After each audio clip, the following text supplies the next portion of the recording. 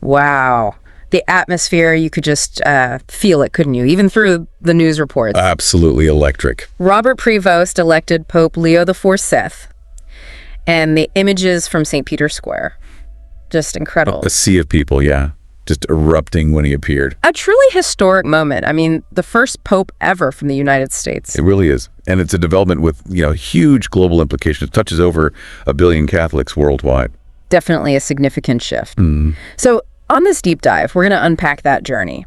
How did Robert Prevost, this guy from Chicago, reach this monumental office? Right. We've looked into the key moments, the experiences that really shaped him, shaped Pope Leo XIV. Our mission really is to get beyond the headlines, give you a clearer picture of his background, his path. We'll look at his early life, his pretty extensive education. Both here and in Rome, right? Yeah, exactly. And his time as a missionary, which was significant, plus the leadership roles he's held, and of course, his recent work right inside the Vatican.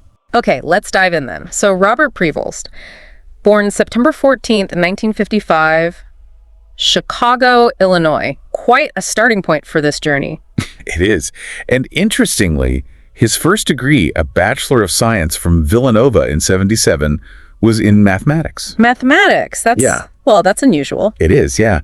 That kind of analytical training, a mind geared towards logic, that could bring perhaps a different perspective to church leadership. A more maybe data-driven way of looking at complex issues? Possibly. It's certainly a different lens than, say, a purely philosophical or theological background might provide. Interesting. And that wasn't the end of his studies, obviously. He got a Master of Divinity from Catholic Theological Union in Chicago. Right, laying that essential theological groundwork. And then he went to Rome. Yes, and this is quite significant. He studied at the Pontifical College of St. Thomas Aquinas, earned both a licentiate and a doctorate in canon law. Canon law. So the church's own legal system, basically. Exactly. It governs the church. Getting those degrees shows a really deep, specialized grasp of how the church is structured, how it operates legally. Yeah. Super important for his later roles. And his thesis was on what? Yes. His doctoral thesis focused on the role of the local prior in the Order of St. Augustine.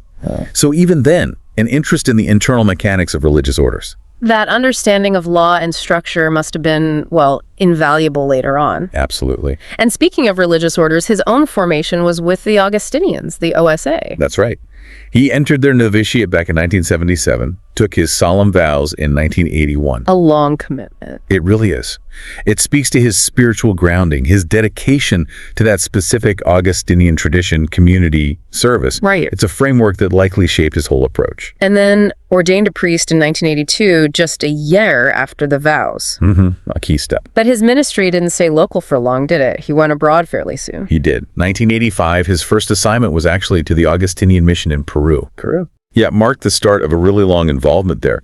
Immersed himself in a totally different culture, different religious setting. And he even held an administrative role early on. He did, briefly. Chancellor of the Territorial Prelature of Chulucanas for about a year, 85 to 86. A prelature, like a specific church district. Sort of, yeah. Yeah. And chancellor is a key admin job within that.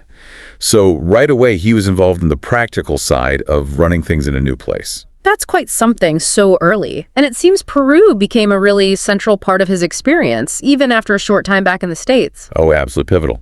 He went back to Peru in 1988 and stayed until 1999. And the sheer range of things he did there is striking. Like what?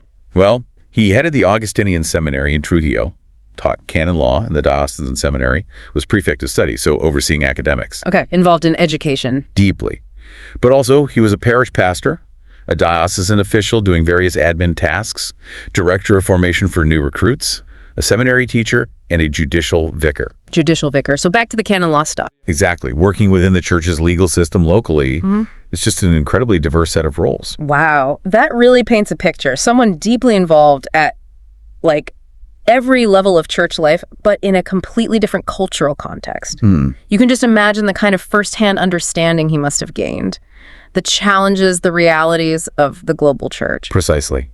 That hands-on experience, dealing with the day-to-day in Peru, must have given him a perspective, a really profound ground-level view that, frankly, many leaders might lack. Makes sense. Then, 1999, he comes back to Chicago. Yes, and he's elected provincial prior of his home province, the Mother of Good Counsel province.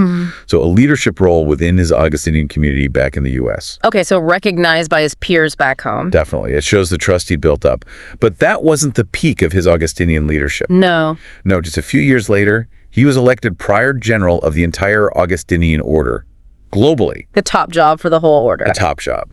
And he served 2 consecutive terms right up until 2013. 2 terms. Wow. Yeah, that really says something about the confidence the Augustinians worldwide placed in him, leading a global religious order like that. Huge responsibility. Must have given him an incredibly broad view of the church internationally. Undeniably.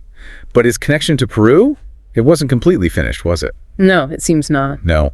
In 2014, Pope Francis appoints him apostolic administrator for the Diocese of Chiclayo, back in Peru. Apostolic administrator. So like a temporary overseer. Exactly.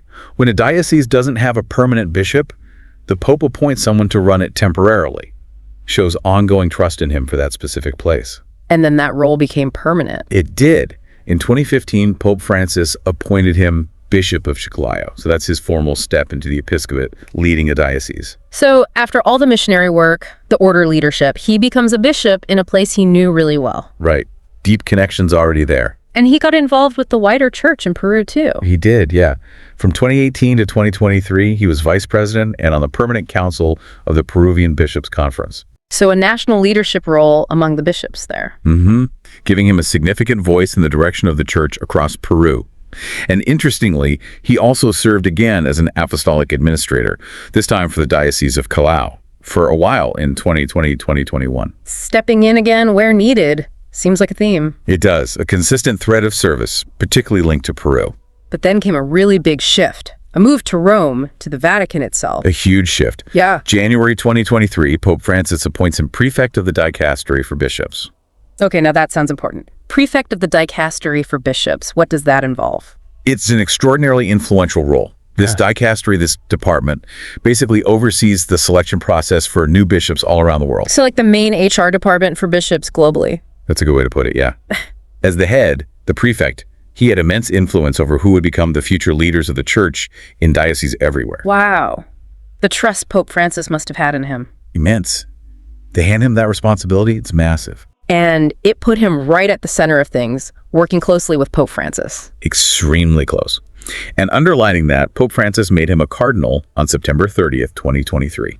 So prefect, then cardinal, all quite quickly. Relatively quickly, yes. A rapid rise into very senior Vatican leadership. And he held that crucial prefect job until Pope Francis passed away on April 21st, 2025. That's right.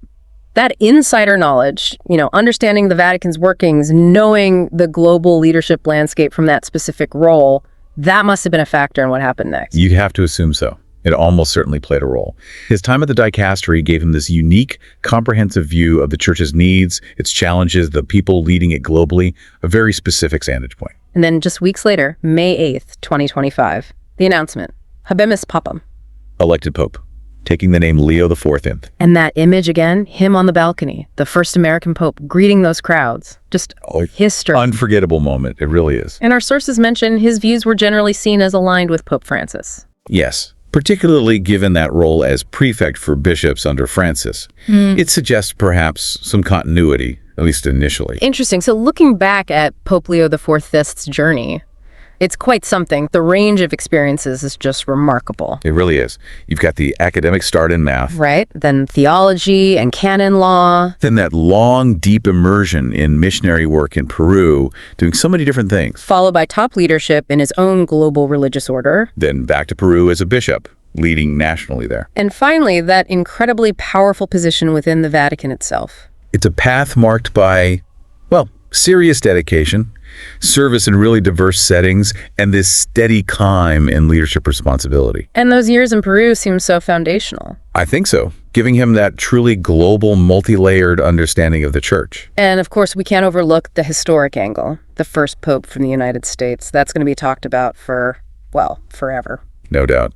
It brings us to a final thought, really, for you listening. How might this incredibly diverse background, the academic rigor, the decades in Latin America, the leadership within a religious order, the Vatican insider experience, how might all that shape Pope Leo XIV's papacy?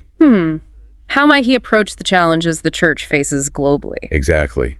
What could it mean? What are the implications of having a pope who understands the church from the ground up in Peru and knows the intricate workings of the Vatican so well? That's definitely something to think about. A fascinating prospect.